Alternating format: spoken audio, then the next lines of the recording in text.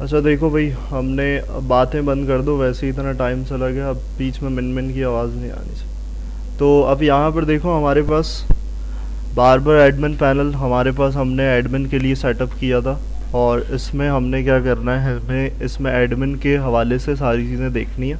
सही, हमने client side के हवाले से काफ़ी सारी चीज़ें देखी थी, कर्ड एप्लीकेशन और ऑथेंटिकेशन। तो अब देखो एडमिन में सबसे पहले करना क्या है, तुमने सबसे पहले फायरस्टोर डेटाबेस में आके यहाँ पर क्या करना है, यहाँ पर क्रेडेंशियल्स डाल देना। जैसे हमने क्लाइंट साइड पे देखा था कि भाई हम क्या कर रहे थे, साइन अप भी करवा रहे थे, लेकिन यहाँ पर साइन अप करवाने की ज़रूरत नहीं है। यहाँ पर सिर्फ क्या करोगे, यहाँ पर अपने फायरस्टोर डेटाबेस में आओगे, स्टार्ट कलेक्शन करी, और कलेक्शन आईडी में क्या कर दिया, कलेक्शन का नाम दे दिया। सही, और फिर उसके बाद यहाँ पर तुमने नेक्स्ट किया, और नेक्स्ट में क्या हुआ, डॉक्यूमेंट आईडी है। तो हम जब क्लाइंट साइड के कर रहे थे तो वहाँ से डॉक्यूमेंट आईडी बन रही थी, तो यहाँ पर हम क्या करें, यहाँ पर ऑटो आईडी सिलेक्ट कर लें ताकि वो एक आईडी जनरेट कर दे, और उसके बाद दो फील्ड बना देनी है। और वो दो फील्ड क्या होंगी तुम्हारे पास, वो दो फील्ड ये वाली होंगी कि भाई तुमने एक में यूज़र नेम दे देना है और एक में क्या कर देना है, पासवर्ड कर देना है। तो यही तुम्हारा सेटअप क्या होगा, तुम्हारे पास यहाँ पर क्रेडेंशियल सेटअप होगा, ताकि डायरेक्टली क्या करें, डायरेक्टली एडमिन के लॉगिन का काम करके उसको डायरेक्ट क्या करवा दिया जाए, लॉगिन करवा दिया जाए। तो जैसे यहाँ पर यूज़र नेम आ गई फील्ड, और उसके बाद स्ट्रिंग में क्या कर देना है, उसका इनपुट दे देना है।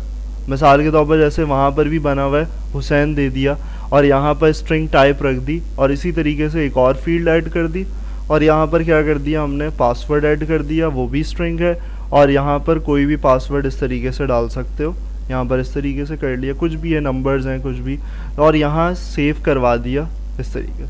यहाँ पर क्या होगा, तुम्हारे पास इस तरीके से एक और कलेक्शन बन जाएगी, और वो कलेक्शन बिल्कुल इसी तरीके से काम करेगी जैसे हमारे पास यहाँ पर प्रोजेक्ट के लिए बनी हुई है। बात क्लियर है भाई? तो पहला स्टेप तुम्हारा ये होगा, और उसके बाद हमने क्या करना है, हमने एडमिन के अंदर दाखिल होने के लिए कुछ इस तरीके से क्या करना होगा, एडमिन पैनल बनाना है, और एडमिन पैनल का ऑथेंटिकेशन यहाँ पर पैटर्न बनाना है। तो हमने जो यूज़र नेम और पासवर्ड दिया वो इसी के लिए दिया है ताकि यहाँ पर यूज़र नेम डाला जाए और पासवर्ड एंटर किया जाए, तो हमारे पास ऑथेंटिकेट करते हुए क्या हो, हमारे एडमिन पैनल के अंदर वो एंटर हो जाए। और इस तरीके से हमारे पास डैशबोर्ड के हवाले से तो फ्लटर में हमारे पास प्लगइन मौजूद है, जिस तरीके से हम क्या कर सकते हैं, यहाँ पर वो वाली फील दे सकते हैं जो हम क्या करते थे, हम अपनी वेबसाइट के अंदर कर रहे होते थे। तो वही चीज़ हमारे पास यहाँ पर आ जाएगी कि हमारे पास यहाँ पर डिफरेंट चीज़ें, यहाँ पर बुकिंग के हवाले से कि क्लाइंट साइड से ये मैंने ओवरव्यू दिया हुआ है सारा कि क्या प्रोजेक्ट है, तो वहाँ पर बुकिंग हो रही है सब चीज़ें। सर्विस ऐड करनी है, सर्विस यहाँ पर हमारे पास इस तरीके से ऐड होगी विथ इमेज सिलेक्शन। तो एक एक करके सारी चीज़ें देखेंगे कि हमने इमेज सेलेक्ट करी, ये सारी चीज़ें हमारे पास ऐसे इस तरीके से आती जाएंगी, और ये भी मल्टी इमेज है, बहुत सारी काफ़ी सारी इमेजेस यहाँ पर ऐड हो सकती हैं।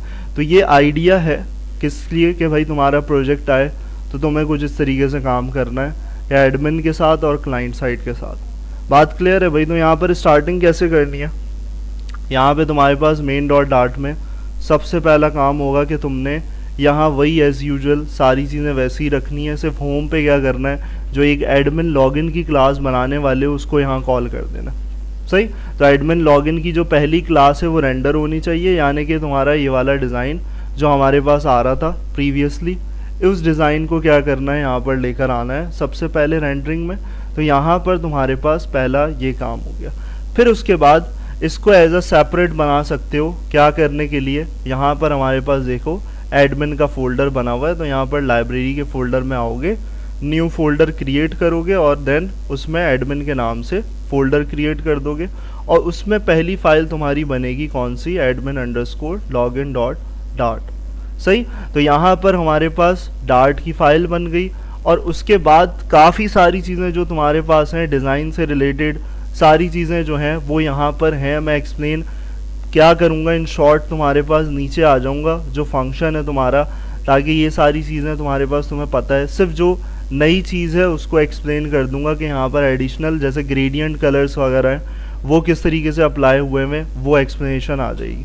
सही, स्टेटफुल तुम्हें पता है, यहाँ पर तुम्हारे पास टेक्स्ट एडिटिंग कंट्रोलर की हमने बात करी हुई है, ये भी तुम्हें पता है। फॉर्म की भी हमने बात करी थी कि हमारे पास वैलिडेट करना होता है हमारी फील्ड्स को, तो हम फॉर्म की का इस्तेमाल करते हैं जिससे हमारे पास की जनरेट होती है। ये फॉर्म के लिए स्पेसिफाइड वर्जन होता है की के लिए, सही। और यहाँ पर जो नई चीज़ है वो क्या नई चीज़ है, वो यहाँ पर ये चीज़ है कि भाई स्कैफोल्ड के अंदर जब तुम बॉडी में यहाँ पर पहला काम कर रहे हो तो डायरेक्ट कंटेनर नहीं रख रहे, तुम यहाँ पर लगा रहे हो सिंगल चाइल्ड स्क्रॉल व्यू। और ये किस लिए है कि भाई यहाँ पर अगर ये कोई मोबाइल पे खोलता है, मोबाइल एप्लीकेशन की बात नहीं कर रहा, मोबाइल पे अगर कोई खोलता है और स्क्रॉलिंग, अगर वो स्क्रीन बड़ी है और स्क्रॉल करता है तो स्क्रॉलिंग ऑन कैसे होगी, स्क्रॉलिंग ऑन इस तरीके से होती है तुम्हारे विजेट के थ्रू, ताकि वो अगर नीचे स्क्रीन पे कुछ जा रहा है मोबाइल से तो उसको क्या कर सके, वो स्क्रॉल कर सके, जैसे हमारी वेबसाइट के अंदर होता है। तो वो चीज़ हमने यहाँ पर बॉडी पे सेट कर दी, सिंगल चाइल्ड स्क्रॉल व्यू, और उसके अंदर डिज़ाइनिंग में कंटेनर तुमने यहाँ पर डाल दिया। और कंटेनर के अंदर तुम्हारे पास यहाँ पर एक स्टैक आ रहा है। स्टैक किस लिए यूज़ होता है, स्टैक इसलिए यूज़ होता है कि तुम्हारा सारा काम जो है वो लेफ़्ट साइड से क्या हो, स्टार्ट हो। क्या हो, स्टैक इसलिए प्लेस करते हो कि तुम्हारे पास सारा काम जो है वो लेफ़्ट साइड से स्टार्ट हो। जैसे तुम्हें इमेज नज़र आ रही थी अभी मैंने ऐड करी थी उसके अंदर, कंटेनर के अंदर, तो वो बिल्कुल कोने पे क्यों आ रही थी, वो भी स्टैक के अंदर थी, सही। तो स्टैक पोजीशन देता है कि भाई लेफ़्ट साइड से तुम्हारे पास स्टार्टिंग एंट्री पॉइंट हो। बात क्लियर है भाई। तो यहाँ पर ये सारी चीज़ें इसलिए रिस्पॉन्सिवनेस के लिए, सारी चीज़ें मेंटेन करने के लिए यहाँ ऐसे करनी होंगी।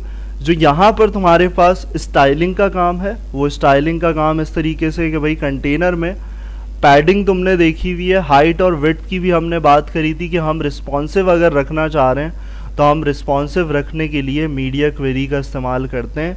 और मीडिया क्वेरी में हम क्या करते हैं, जो हमारी साइज़ स्क्रीन की हो वही हमारे पास आ जाए, हमारी अपनी एप्लीकेशन की साइज़, सही।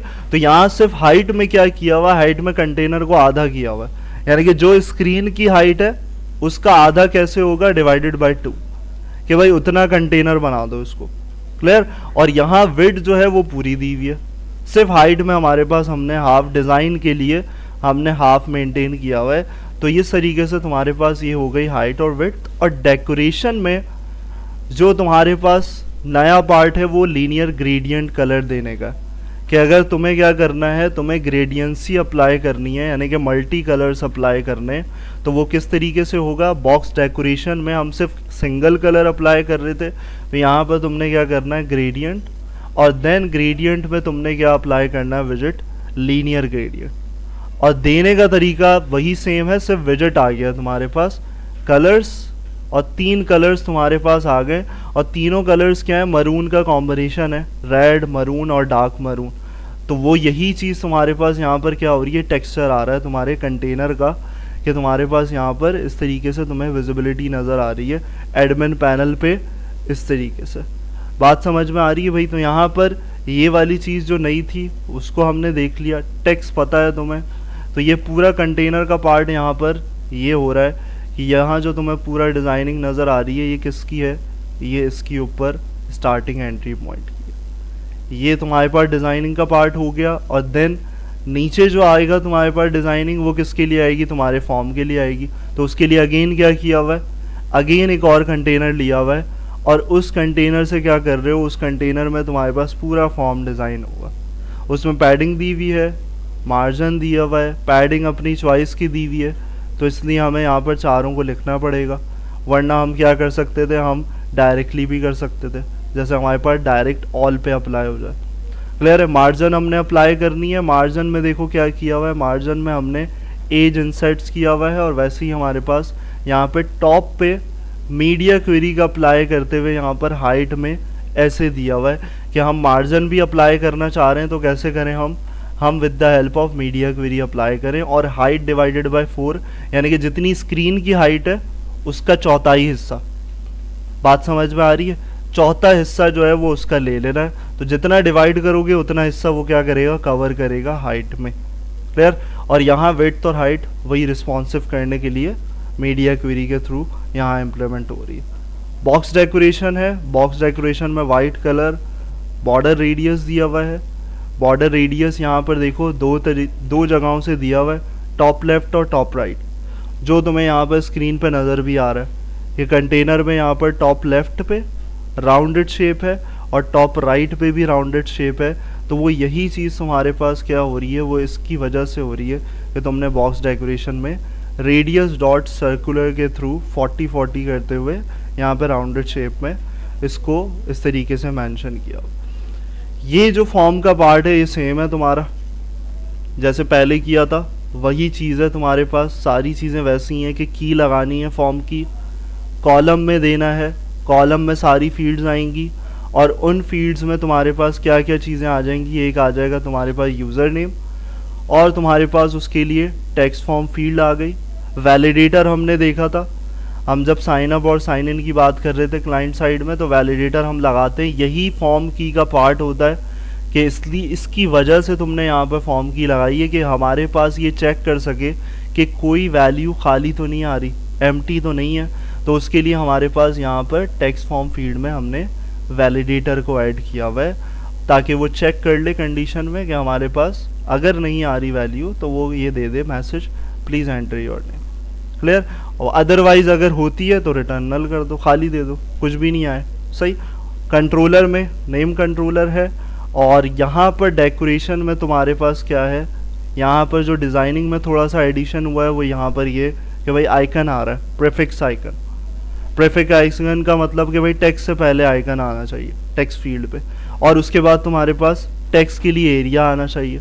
तो ये दोनों चीज़ें तुम्हारे पास किस तरीके से हो रही हैं, हिंट टेक्स्ट आ रहा है, एक हिंट टेक्स्ट का एट्रीब्यूट है जिसमें तुम्हारे पास तुम कुछ भी लिखो वो तुम्हारे पास डिस्प्ले हो रहा है यहाँ पर लिखने से पहले, और यहाँ पर नेक्स्ट तुम्हारे पास क्या है, तुम्हारा प्रीफिक्स आइकन है और आइकन में क्या कर रहे हो, किसी भी रिलेटेबल जो तुम्हारे पास तुम्हारी रिक्वायरमेंट है उसके हिसाब से तुमने आइकन प्लेस कर दिया। तो यही काम तुम्हारा same as it is password के लिए भी होगा। सही। तो ये अगर ये चाहो तो ये तुम वहाँ से ले सकते हो, जो तुम्हारे पास साइन इन साइन अप का काम हुआ हुआ है उसको यहाँ कॉपी पेस्ट किया जा सकता है ये फॉर्म के एरिया से। ये अगर यहाँ पर तुम करोगे तो उसको वहाँ से लिया जा सकता है, उसमें सिर्फ चेंजेस रिक्वायर्ड होंगी तुम्हारे कंट्रोलर की और तुम्हारी ये डिज़ाइनिंग की थोड़ी सी। सही। तो ये हो गया तुम्हारा ये दोनों पासवर्ड और उसका काम। और देन तुम्हारे पास मेन जो चीज़ है वो ये होगी कि तुम्हारे बटन पे क्या होना चाहिए, तो वो बटन पे तुम्हारे पास ये वाला काम होगा। तो यहाँ पर देखो बटन पे तुमने क्या अप्लाई किया हुआ है, यहाँ पर तुमने अप्लाई किया हुआ है जेस्चर डिटेक्टर। सही। तो यहाँ पर किस लिए अप्लाई किया हुआ है, जैसे तुम एलिवेटेड बटन लगा रहे थे, हमारे पास डिफरेंट बटन से हमने एलिवेटेड बटन का इस्तेमाल किया था क्रड में कहीं पर भी, तो वहाँ पर हमारे पास हम दूसरे बटन अप्लाई कर रहे थे। ये क्या होता है, ये होता है टेक्स्ट को कन्वर्ट करने के लिए एज अ बटन बिहेवियर। यानी कि मेरे पास एक टेक्स्ट है, मिसाल के तौर पर ये टेक्स्ट लिखा हुआ है, अगर मैं सिर्फ इसको टेक्स्ट रहने दूँ तो ये टेक्स्ट रहेगा, ये क्लिकेबल नहीं होगा, इस पर मैं कुछ कर नहीं सकता, इंटरेक्ट नहीं कर सकता, जैसे ये है एक टेक्स्ट, ये इंटरेक्शन के बगैर है। लेकिन अगर इस पर क्या कर दूँ, फ्लटर में विजेट है हमारे पास क्या, जेस्चर डिटेक्टर, तो वे किस लिए है कि भाई अगर मैं क्लिकेबल बनाना चाह रहा हूँ, कि मैं चाह रहा हूँ कि भाई यहाँ पर क्लिक भी हो सके, तो यहाँ पर क्या होगा, ये फंक्शनैलिटी क्लिक वाली कैसे लेकर आएगा कि मैं अगर उस टेक्स्ट को कन्वर्ट कर दूँ विथ जेस्चर डिटेक्टर, यानी कि इसके अंदर रैप कर दिया जाए अगर, तो वो क्या हो जाएगा, वो क्लिकेबल एलिमेंट बन जाएगा। क्यों बनेगा, क्योंकि उसमें एक एट्रीब्यूट प्रोवाइड किया हुआ है ऑन टैप, यानी कि प्रेस करने पे क्या होना चाहिए, प्रेस करने पे हमारे पास क्या होना चाहिए कि भाई सबसे पहले चेक करें फॉर्म की करंट स्टेट वैलिडेट, यानी कि सब चीज़ें वैलिडेट हो रही हैं। वैलिडेट का मतलब क्या कि भाई यहाँ पर वैलिडेशन अप्लाई हो रही है, सारी चीज़ें करेक्ट हैं। चेक करने के बाद देन हमारे पास फंक्शन कॉल हो लॉगिन एडमिन, यानी कि लॉगिन एडमिन में जो कहा गया है वो फॉलो किया जाए, लेकिन पहले फॉर्म की स्टेट चेक कर ली जाए कि कहीं पर खाली वैल्यू तो नहीं है। अगर खाली वैल्यू है तो भाई रिटर्न करो उसको, ये मैसेज रिटर्न कर दो प्लीज़ एंटर योर नेम। तो पहले कंडीशन हमारे पास ये वाली चलेगी। और ये पूरा जेस्चर डिटेक्टर जो हमारे पास टेक्स्ट था उसको डिज़ाइन करने का काम है, जो तुम्हारे पास तुम्हें बटन का बिहेवियर बनाना है उसको तुमने यहाँ पर दिया हुआ है। तो टेक्स्ट को भी देखो रैप किया हुआ है कंटेनर के अंदर। क्यों किया हुआ है, क्योंकि टेक्स्ट पे तो डिज़ाइन नहीं आएगा ना, टेक्स्ट लिखोगे तो ऐसा आएगा।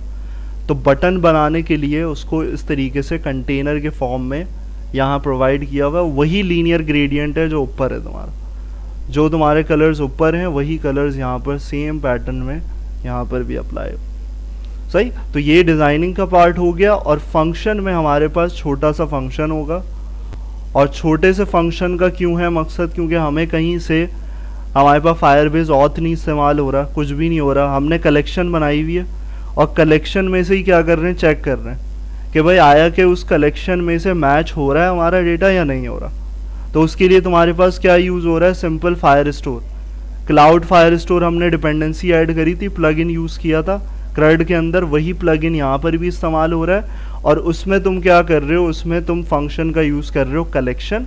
कलेक्शन जो भी बनाओगे फायर स्टोर पे वही तुम्हारे पास आएगी, जैसा कि यहाँ पर तुम्हें नज़र आ रही है कि अगर एडमिन लिखोगे ये तो यही कलेक्शन का नाम वहाँ देना है ताकि ये वहाँ से वैलिडेट करवा सके।